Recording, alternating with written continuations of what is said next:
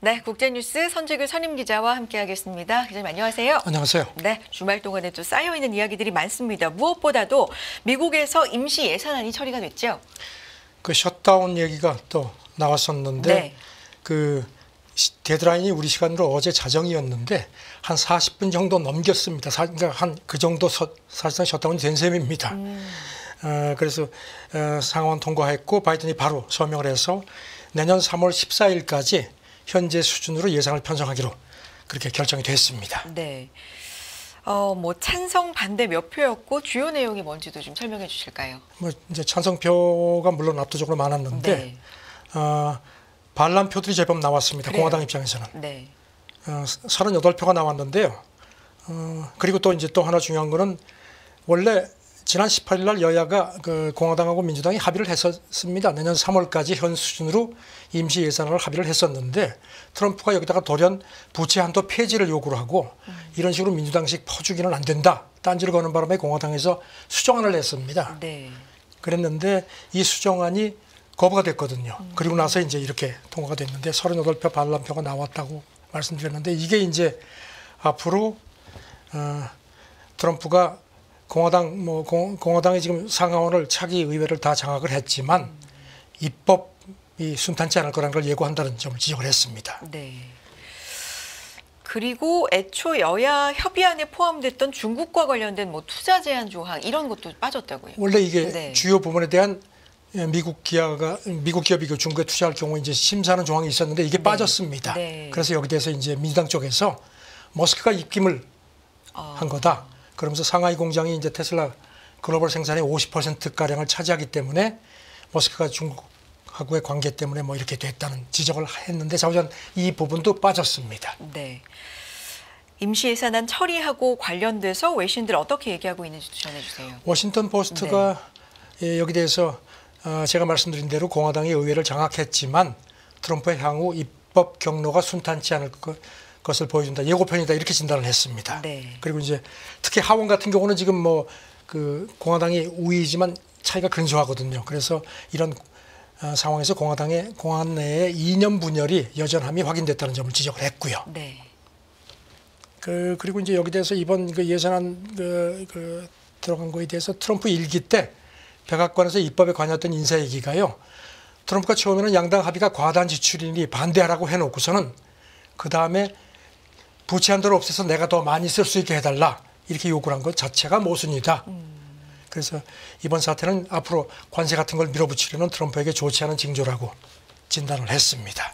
공화당 내에서도 이런 부분에 대해서 좀 다른 의견을 갖고 있는 사람들이 확인이 됐다라는 건데요. 그러니까 워싱턴 포스트 분석은요. 트럼프 일기 때도 일기 때에 비해서 트럼프의 그 공화당 내 그 장악력이 훨씬 더 강해진 건 사실인데 네. 이번은 달라졌다는 겁니다. 일기 때는 트럼프한테 조금 저항했던 사람들이 공화당 내의 온건파였는데 이번에는 부채 한도 상한 같은 데 반대한 의원 중에는 상당한 정통 보수파도 많다는 겁니다. 네. 그래서 이제 공화당 의원들이 이전처럼 녹록치 않은 거를 트럼프가 아마 느꼈을 거다 이런 얘기를 했습니다. 네. 여기 대해서 그 공화당 상원의원이 네. 트럼프가 만약에 직접 이렇게 의원들한테 전화도 해서 이렇게 설득을 했었으면 결과가 달라졌을 수도 있다. 그런데 너무 좀 고압적이었다는 식의 그런 또 쓴소리도 했습니다. 알겠습니다. 부채 한도가 빠진 임시 예산안 처리, 셧다운은 극적으로 모면이 됐고요. 이런 부분에 대해서 어떤 외신들 또 보도까지 나오고 있는 전개를 좀 해봤습니다. 이 얘기 여기까지 하고요. 미국 의회가 조선업 강화 법안을 초당적으로 발의했다. 어떤 내용이죠? 지금 뭐 중국이 이제 대양 해군 해서 네. 뭐 자꾸 나오니까 이제 미국이 조금 다급했다는 말씀을 전에도 드렸는데, 네. 그러니까 미국이 지금 이제 해군 군함이 좀 많이 부족한 상황이라는 겁니다. 그래서 이제 배를 만들어야 되는데 사실 그동안에 미국 조선업 철강업이 지금 많이 쇠퇴가 돼 있는 상태이기 때문에 당장은 안 되니까 이제 이거를 동맹들하고 좀 협조를 하겠다는 얘기가 많았고 드디어 이게 이제 초당적으로 법안이 발의가 됐습니다. 한국에 도움이 필요하다라는 것도 그렇죠. 얘기가 있었잖아요. 지난주에 네. 이제 그 상하원 의원들이 4사람이 초당적으로 합의를 해가지고 이른바 미국 번영과 안보를 위한 조선업과 항만시설법 공동 발의를 했습니다. 네. 어떤 내용입니까? 이 사람들 얘기는 특히 중국 선박 의존도를 낮춰야 된다는 이런 이제 관련해서 지금 보면은 국제 무역에 이용되는 미국 선적 선박은 80여 척밖에 안 되는데 반면에 중국은 5,500여 척이 된다. 그러니까 10년 안에 미국 선적 상선을 최소한 250척을 늘려야 된다는 겁니다. 이른바 전략 상선단을 운영하는 게 필요하다는 목표치를 제시를 하면서 이 전략 상선단에 들어가는 배를 원칙적으로 미국에서 그 조선을 하는 게 건조를 하는 게 마땅하지만 현실적으로 어려울 경우에는 외국에서 건조된 상선도 한시적으로 사용할 수 있도록 허용하는 내용이 들어가 있습니다. 동맹 국가에 대한 내용도 포함이 되어 있습니다. 그렇죠. 그러니까 네. 이제 전략 동맹들하고 이런 전략적인 조선 협력이 필요하다는 얘기를 했습니다. 그러면 전시에 필요한 해상 수송력을 좀 보강할 수도 있고. 그렇죠. 네. 그러니까 이게 이제 우리나라든가 일본 같은 그 동맹 조선 업계에는 이제 호재가 될 수밖에 없는 거죠. 네. 지금 보면은 현재 미국 법은요. 무역에 사용되는 미국 선적 선박을 외국에서 수리할 경우에는 수리비의 50%를 과세를 하고 있습니다. 그런데 이 새 법안은 이 세율을 70%로 올리고 특히 중국 같은 이른바 우려국에 대해서는 200%를 내라는 겁니다. 그렇게 대폭 강화를 했습니다. 네. 여기 눈여겨볼 부분이 또 있을까요? 그리고 이제 전략 상선단 말씀드린 그 참가 선박이 기본적으로 선주가 미국에서 이제 이거를 건조하도록 최대한 노력을 해도 도저히 안 되면은 외국에 할 수 있고 그럴 경우에는 면세를 한다는 내용이 들어가 있습니다. 미국에서 수리하려고 최대한 노력했을 경우 뭐 이런 부분이 조금 애매하긴 한데. 그것도 상당히 애매합니다. 네. 그리고 이제 여기다 또 덧붙이기를 이 법안이 발효되고 15년 안에 네. 미국이 중국에서 수입하는 모든 제품의 10%를 의무적으로 미국 선적 선박에 운송을 해야 한다는 규정도 담겨 있습니다. 네. 그리고 이제 중국 선적이나 소유 선박으로 수입을 하면은 사실상 세금을 관세를 부과하는 내용도 담겨 있습니다. 그러면 이 법안이 언제까지입니까? 일단 지금 현 118대 의회에 이제 발의가 됐으니까 네. 이게 이제 의회가 곧 종료가 되죠. 그럼 폐기가 되는데 지금 뭐 초당적이기 때문에 새해가 이제 119대 의회인데 그때 재발의 될 가능성이 상당히 높은 걸로 관측이 됩니다. 사실 연말에 어떻게 보면 마무리가 되는 건데 그렇죠. 이게 워낙 초당적인 거기 때문에 내년 1월에도 다시 재발이 될 것이다. 이게 뭐 지배적이다는 우리 얘기. 조선업에는 상당히 네. 유리한 어떤 법안으로 관측이 됩니다. 알겠습니다. 다음 얘기 넘어가 보겠습니다. 상당히 좀 화제가 되고 있는 이야기입니다. 정용진 신세계 회장이 트럼프 당선인과 만났다. 말하라고 해서 만났다. 뭐 이런 얘기 전해집니다. 현지 시간으로 지난 월요일부터 그저께까지 말하라고 해 머무는 상당히 오랫동안 머물렀거든요. 네. 그 트럼프 장남, 트럼프 주니어 초청으로. 그러니까 두 사람이 뭐 그동안에도 상당히 친분이. 돈독한 관계였다고 하는데 그래서 야 이거 트럼프 만나지 않겠냐는 그러게요. 관측이 있었는데 만났다고 본인이 밝혔습니다. 그 귀국함 직전에 이제 애틀랜타 공항에서 연합뉴스 특파원하고 만나서 한 15분 정도 만나서 대화를 했다. 그런데 그 내용은 공개할 수 없다. 그리고 이제 구체적인 한국 관련 언급이 있었느냐 했더니 특별히 언급한 부분은 없다고만 얘기를 했습니다. 상당히 그 말을 조심했습니다. 말씀하신 것처럼 이게 트럼프 당선인과의 일정이 아니라 그 장남과의 개인적 친분으로 그렇죠. 인한 어떤 약속이었잖아요. 그런데 이제 네. 그 장남이 지금 뭐 이기 그 트럼프 2기에 상당한 실제로 지금 관측이 되고 이제 분류가 되고 있기 때문에 근데 만났는데 그리고 또 본인이 정 회장 얘기가 그 말하라고에 머무는 동안에 트럼프 주니어 소개로 여러 사람을 만났다. 그 트럼프 본인 외에 그 대선 캠프 관계자들하고도 상당수 접촉했다고 연합뉴스 특파원한테 밝혔습니다. 네. 그런데도 말을 상당히 아꼈습니다. 아무래도 이제 한국 뭐 정치적인 그런 일들과 관련된 얘기도 좀 있지 않았을까 궁금하긴 한데 말을 좀 아꼈다는 거죠. 저는 어쨌든지 본인은 네. 이렇게 굉장히 조심스럽게 하고 이제 자기는 뭐 정부 네. 특사도 아니다 이렇게 하지만 이런 지금 뭐 사실상 트럼프 당선인하고 이렇게 만난 게 이렇게 공개된 건 한국인으로는 처음인 셈이거든요. 네. 그러니까 어쨌든지 이런 걸로 해서 뭔가 앞으로 한미 관계에서 좀 가교 역할을 할 수 있지 않겠냐는 기대감이 조금 나옵니다. 알겠습니다. 다음 얘기는요.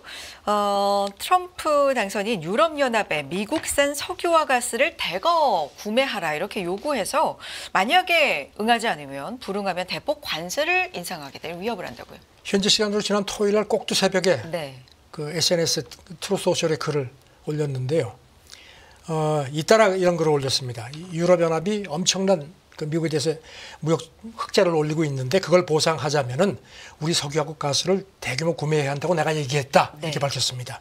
그렇지 않으면은 끝장 볼 때까지 관세. 그리고서 느낌표를 3개를 찍었습니다. 그리고 이 관찰하는 이 영문 표기도 대문자로. 트럼프가 뭔가 이렇게 부각시킬 때는 이런 표현을 많이 쓰거든요. 대문자나 뭐 느낌표. 느낌표 3개. 네. 특유의 이제 트럼프 문체, 느낌표, 뭐 대문자 이런 건데, 그러니까 관세를 진짜 그러니까 도구로. 그러니까 이게 뭐 네. 이제 협상 도구로 많이 쓰는 네. 그런 느낌이 강한데요. 여기 대해서 이제 유럽연합 집행위원회 무역 담당 대변인이 정례 브리핑하면서 질문이 나오니까 집행위원장이 이미 차기 미국 행정부하고 에너지를 포함해서 건설적인 파트너십을 구축하겠다고 이 의사를 전달을 했다 이렇게 밝혔습니다. 폰데라이언 위원장도 지난달 초에 트럼프하고 통화하면서 미국산 LNG 수입 확대를 제안했다고 또 기자들한테 얘기를 했습니다. 근데 이 엄청난 무역 적자 요거에 대해서는 팩트 체크가 좀 서로 필요하지 않을까요? 그래서 이제 네. 유럽연합 그 무역 담당 집행위원실 대변인이 네. 이 무역 적자를 엄청나게 그 미국이 본다고 하는데 이거는 상호 보완적이다 하면서 상품 무역에서는 유럽연합의 흑자인 건 사실이지만 미국이 서비스 무역에서 상당한 흑자를 기록하고 있다고 강조를 했습니다. 실제로 유로스타트 통계를 로이터가 인용했는데 미국이 지난해 같은 경우에는 유럽연합 그 상품 무역에서 한 560억 유로 정도 그 미국이 적자를 냈는 반면에 서비스에서는 한 1,000억 유로 이상의 흑자를 낸 걸로 그렇게 집계가 됐습니다. 알겠습니다. 관련돼서 G7이 러시아 원유에 부과해온 가격 상한을 낮추는 방안을 검토 중이다. 이것도 연관이 된 얘기겠죠. 글쎄요. 그동안에 그 60배럴당 60달러까지 딱 제한을 하고 그 이상 넘어가면 이제 못하게 네. 이제 여러 가지 제재를 했는데 물론 이제 그게 뭐 러시아가 많이 피해간다는 비난이 많았죠.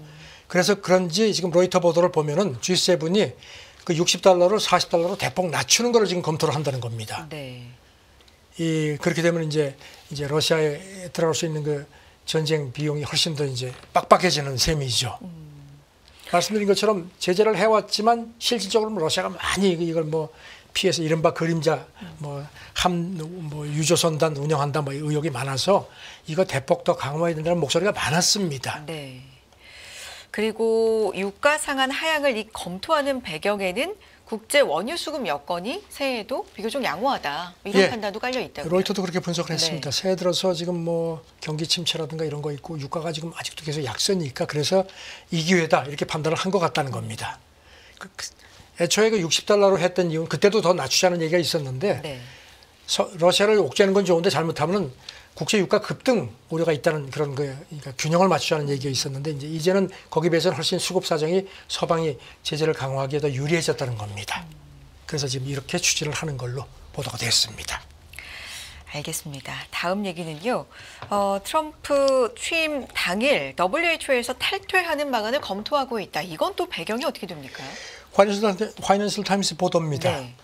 그 트럼프 인수팀 관계자들이 그 주변에 있는 보건 전문가들한테 우리가 그거 검토하고 있다 이렇게 얘기를 했다는 겁니다. 그래서 트럼프 취임 첫날 한다는 할지 모른다는 얘기인데 지금 인수팀 내부에서도 조금 찬반 의견이 좀 있는 모양입니다. 그런데 일단 탈퇴하자는 쪽의 목소리가 좀 더 크다는 겁니다. 파이낸셜 타임스 보도는. 뭐 취임식 전날 당일에 한다는 게 상당히 지금 사실 많은 상황이어서 그날 좀 지켜볼 게 많을 것 같은데 일단 일기 때도 탈퇴를 시도했었다고요. 네. 네. 그때 코로나가 한참이었죠. 네. 2020년 7월 그 이제 세계 무역 보건기구가 중국에 너무 편향적이다 하면서 이제 탈퇴를 통보를 했습니다. 그때 트럼프 1기 행정부가. 그런데 세계 무역 세계 보건기구 규정이 정식 탈퇴는 통보 1년 후입니다.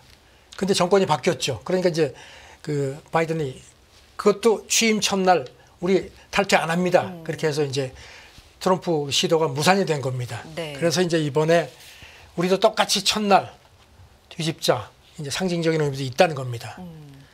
트럼프 이제 인사들을 보면 로버트 케네디 주니어 보건복지부 장관에 임명이 됐는데 뭐 백신 회의론자 이런 얘기 많잖아요. 그래서 이제 이런 네. 이미 뭐 그런 그래서 이제 이제 트럼프 이기면은 탈퇴하겠다는 그런 관측들이 많았거든요. 네. 그런데 지금 뭐 말씀드린 것처럼 조금 이제 그런 내부적인 아직 문제도 있고 그리고 사실 만약에 진짜 탈퇴를 하면요 이거는 세계 무역 보건기구에 상당히 심각한 겁니다. 지금 미국이 가장 최근에 보면은 세계 보건기구 예산의 한 16% 정도를 충당을 했거든요. 그동안에는 이런 그러니까 출연금을 가지고 운영을 해왔거든요. 네. 그래서 그래서 이제 미국 전문가들도 이 걱정들이 많습니다. 왜냐하면 보건 전문가들이 미국이 상당한 탈퇴할 타격이 경우에 있겠습니다. 네. 유럽도 지금 자기들이 뭐 허리띠를 바짝 졸라맸기 때문에 네. 돈을 더 내기 힘들 거다. 그렇게 하면 중국이 그 틈을 파고 들어올 가능성이 더 높다는 겁니다. 그래서 트럼프도 이런 점을 알 것이다. 그래서 탈퇴하겠다고 위협은 하지만 진짜 할지는 아직은 좀 더 두고 봐야 된다는 얘기가 있습니다. 알겠습니다. 트럼프 당선인 관련된 얘기 조금 더 해볼까요? 파나마 운하와 관련된 얘기를 또 SNS에 올렸는데 어떤 내용이죠? 이것도 트루소셜에 올렸는데요. 파나마 운하가 미국 경제 국가 안보에 핵심적 역할을 하기 때문에 미국의 중요한 국가 자산으로 여겨진다. 이렇게 썼습니다. 네. 그리고 지금 파나마가 미국 해군하고 기업에 과도한 운하 통행료를 부과하고 있다. 이런 식의 갈취는 즉각 끝나야 된다 하면서 만약에 우리한테 그렇게 안 되면은 운하가 나쁜 이들의 손에 떨어지지 않도록 방치하지 않겠다. 그러면서 도로 가져오도록 하겠다. 이런 얘기를 했습니다. 그러니까 반환 요구를 할 수도 있다. 예. 네. 이게 사실 남의 나라 주권 침해죠. 아시다시피 지금 뭐 이게 보면요. 1914년에 완공이 됐고 미국이 이제 공사를 했죠. 그리고 파나마로 소유권이 이전된 게 1999년이니까 그동안에 미국이 관리를 하긴 했습니다. 네. 그런데 이렇게 갑작스럽게 지금 뭐 경고하는 게 통행료 낮추려는 그런 것도 있지만 지금 중국이 지금 이 파나마 운하에 대해서 자꾸 입질을 하거든요. 투자도 하겠다고 하고 하니까 이제 그거를 미리 좀 견제하라는 성격이 더 강한 것 같다는 분석입니다. 오늘 새벽에 파나마 대통령이 이 사람은 아주 친미 성향이 강한데 한 뼘도 줄 수 없다. 네. 이건 우리 주권 침해다. 아주 강하게 반발을 했습니다. 알겠습니다. 다음 얘기는요. 중국이 지난 2주 잇따라 미국산 대두를 발주했다. 이런 얘기인데 이게 트럼프 취임 앞두고 일어난 일이라 뭔가 의미가 있습니까? 글쎄요. 로이터 보도인데요. 네. 이 시노그레인 국유 그 회사인데 이 회사가 이제 대거 곡물을 수입해서 이제 네. 이렇게 이제 비축해놓고 그런 회사인데 발주를 잇따라서 했는데 지금 전문가들 얘기는요. 지금 대두값이 미국에 지금 재고가 엄청나게 많고 그다음에 브라질이 이제 양대 생산국인데 네. 올해 작황이 엄청나게 좋다는 겁니다. 그래서 대두값이 한 4년 새 바닥이라서 정치적인 성격도 있겠지만 중국이 그 곡물을 좀 비축하려는 그런 성격이 더 강한 것 같다 하는데 일단 저는 트럼프 2기 출범을 앞두고 조금 관세 인상에 대비하는 그런 성격도 있는 것 같습니다. 네. 시노그레인은 뭐 로이터 기자가 물어보니까 입을 꽉 다물었습니다. 그렇군요. 다음 얘기 빠르게 넘어가 보겠습니다.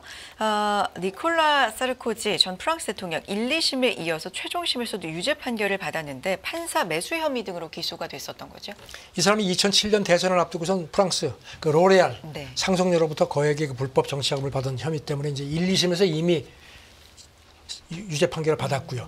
프랑스 대법원 이제 최고법원에서 확정이 됐습니다. 네. 그래서 앞으로 그러니까 수감은 안 되고 1년간 전자팔찌를 차고 가택연금 3년, 그다음 공직 출마 다시 못하게 하는 겁니다.